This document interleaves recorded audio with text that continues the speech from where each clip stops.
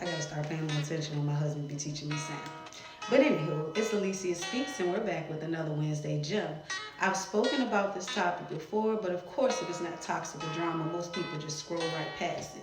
So I'm going to do it again, and I'm going to keep talking about it until it resonates with whom it concerns. We're going to be getting into hypersexuality because a lot of people don't even know what stems from being a hypersexualized person. It's way deeper than what most think or try to portray, or even putting certain stigmas on yourself or the other person. The more I began questioning certain behaviors that I used to have, I quickly realized that a lot of people that are hypersexualized, it stems from some type of trauma throughout their life, usually when they're younger, and it just progress as they mature. It's definitely been times where I did used to use sex as a coping mechanism. I used to use it as a control mechanism. Because growing up in the black community, what do they always tell us, y'all?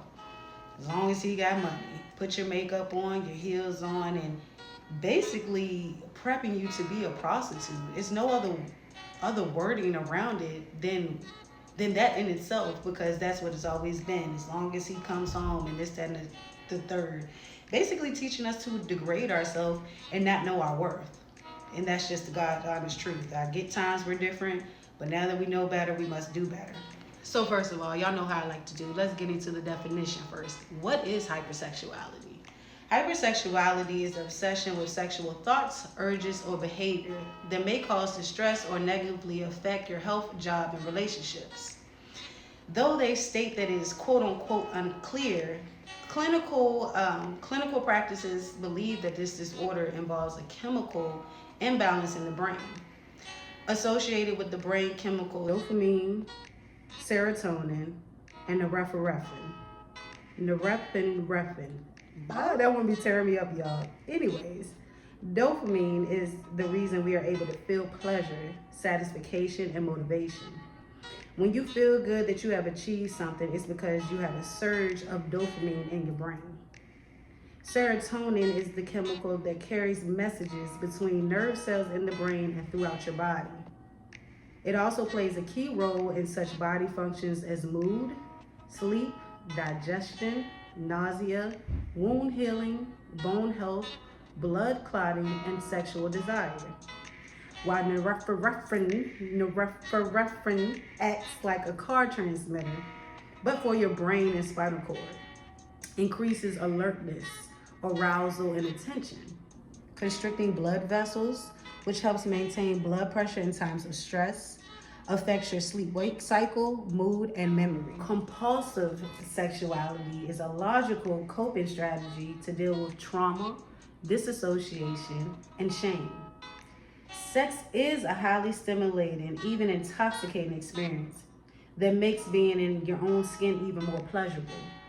Men especially tend to be hypersexual due to the association. Men learn between having sex and social acceptance.